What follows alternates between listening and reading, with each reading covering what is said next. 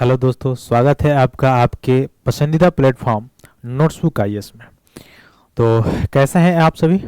आशा करते हैं आप स्वस्थ होंगे, मस्त होंगे और मन लगाकर पढ़ाई तो कर ही रहे होंगे।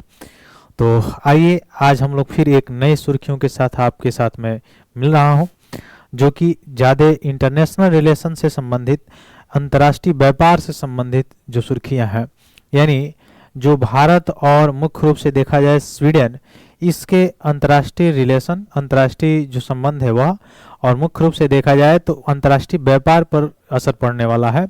यानी आपको पता भी है कि ये मामले बहुत ज़्यादा समय से चल रहे थे। जैसे नेस्ले जो कंपनी है, भारत की एक कंपनी है जो मैगी, अब जानते हैं मैगी जिसकी आती है, तो उसके प्रोडक्ट में कुछ खामियां मिली हुई थी। ठीक है, तो उससे रिलेटेड है। दूसरा चीज़, एक सिरप के मामले में भी ऐसा कई बार आ रहा था। तो ये दो तरीके से होता है। एक तो भारत की जो वस्तुएं हैं उन निर्यात को प्रभावित करने के लिए ऐसा किया जाता है।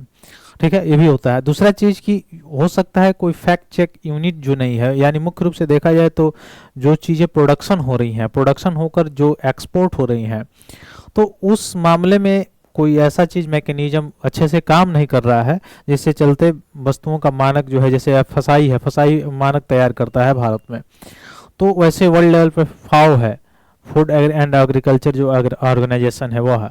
तो ठीक ये सब, इसका मतलब ये सिस्टम का फेलियर भी एक तरह से कहा जा सकता है, जिसके तहत एफएसआई के होने के बाद भी, और ये नेस्ले कंपनी जैसी सारी कंपनियां जो अपने कंटेंट में सारी चीज़ें डाल देते हैं। आप भी देखते होंगे जो पैकेट जो फूड्स होते हैं उसमें कंटेंट जो होता है शुगर का या फिर से साल्ट का, ये सारी चीज़ों का कैसे रहता है।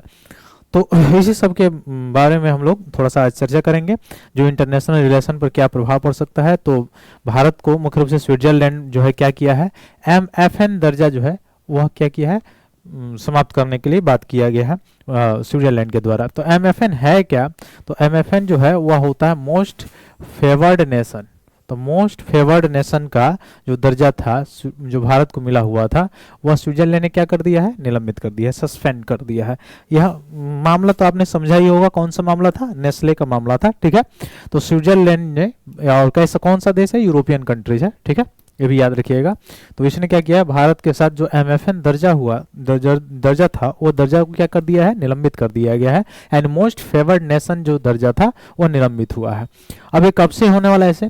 तो 1 जनवरी 2025 से जो है स्विट्जरलैंड भारत के साथ अपने दोहरे कराधान परिहार समझौता, जिसको डीटीएए कहा जाता है, उसमें जो एमएफएन क्लास जो था उसको क्या कर दिया, निलंबित कर दिया है। ठीक है, तो एमएफएन क्लास अब जो डीटीएए के अंतर्गत आता था उसको निलंबित कर दिया है। अब ऐसा क्यों हुआ है, तो देखिए आते हैं हम लोग इस टॉपिक पे। तो सुप्रीम कोर्ट का 2023 का फैसला जो क्या था, कि सुप्रीम कोर्ट ने निर्णय दिया था कि यदि भारत ने किसी देश के साथ टैक्स का समझौता उस देश के ओईसीडी में शामिल होने से पहले किया है, तो एमएफएन क्लास स्वतः लागू नहीं होगा। तो पहला इंपॉर्टेंट फैक्ट तो ये आ गया कि सर्वोच्च न्यायालय ने 2023 में क्या फैसला सुनाया था, कि भारत किसी देश के साथ टैक्स समझौता उसी देश के साथ कर सकता है जो उस देश के ओईसीडी में शामिल होने से पहले अगर किया हुआ है, तभी वह क्या होगा, एफएमएन में यानी एमएफएन में शामिल होगा, एमएफएन क्लॉज में शामिल होगा, अन्यथा एमएफएन क्लॉज में जो है स्वतः लागू नहीं होगा।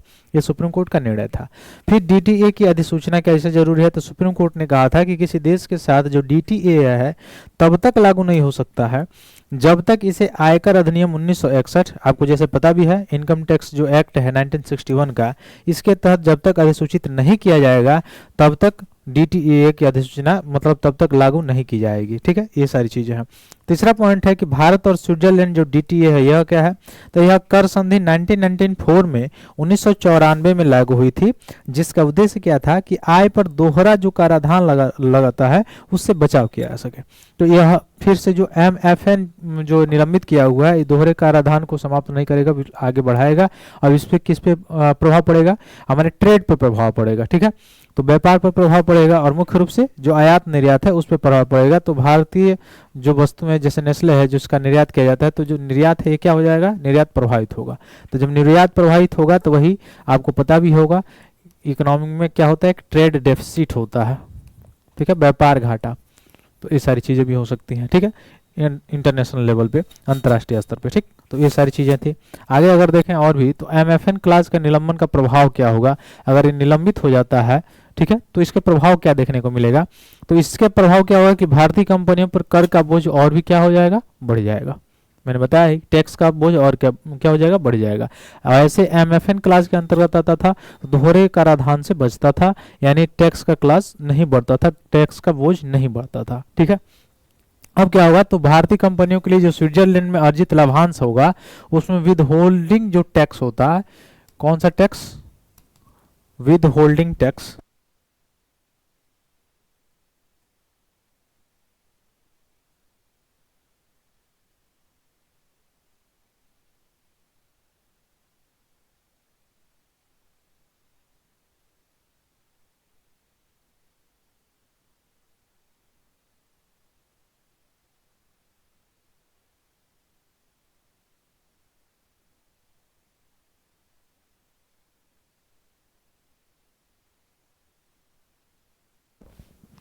तो कौन सा टैक्स है, विद होल्डिंग टैक्स 5% से बढ़ाकर कितना हो जाएगा, 10% हो जाएगा, ठीक है। विद होल्डिंग टैक्स आपको पता भी होगा कौन सा टैक्स, विद होल्डिंग टैक्स, तो यह क्या हो जाएगा, यह बढ़ जाएगा, 5 से 10% हो जाएगा। फिर भारत में जो स्विस निवेश है उस पर भी प्रभाव पड़ेगा, भारत में जो स्विट्जरलैंड का जो निवेश होता है उस पर भी प्रभाव पड़ेगा। यानी क्या होगा, अब भारत से लाभांश प्राप्त करने वाली जो स्विस कंपनियां हैं वह 10% की दर से विद होल्डिंग टैक्स उन पर भी लगना शुरू हो जाएगा, ये सारी चीजें। तो व्यापार पर बहुत ज्यादा प्रभाव पड़ेगा, आयात निर्यात पर प्रभाव पड़ेगा, ठीक है। अन्य देशों द्वारा एमएफएन क्लास का पुनर्मूल्यांकन भी हो सकता है। फिर अन्य प्रभाव क्या होगा, तो इसके निलंबन से मुख्य रूप से लाभांश पर टैक्स रेट से संबंधित है, यानी मुख्य रूप से देखा जाए तो लाभ या ईएफटीए यानी यूरोपियन मुक्त व्यापार जो संघ है इसके निवेश पर कोई प्रभाव तो नहीं पड़ता है, लेकिन एमएफएन क्लास का निलंबन मुख्य रूप से क्या होता है, लाभांश पर टैक्स रेट से संबंधित होता है, यानी लाभांश पर जो टैक्स रेट लगता है, टैक्स लगता है, यानी कर का जो दर होता है उस पर प्रभाव पड़ता है, ठीक है।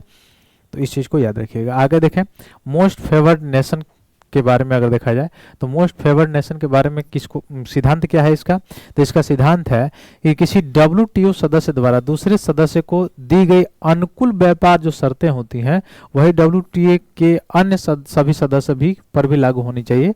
तो यही होता है मोस्ट फेवर्ड नेशन, यानी एक दूसरे से जो है कोलैबोरेशन करता है।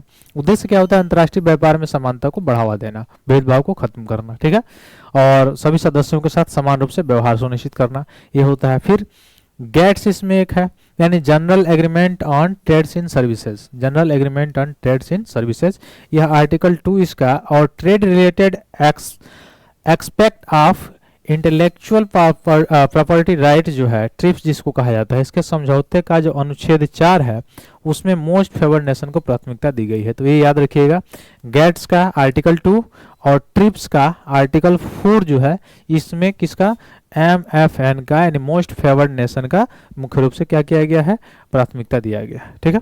तो इस चीज को याद रखिएगा, ये आपका न्यूज था। तो ये सारी चीजें आपको समझ में आई होगी। फिर मिलते हैं अगले सुर्खियों के साथ, तब तक के लिए बहुत बहुत धन्यवाद दोस्तों, जय हिंद।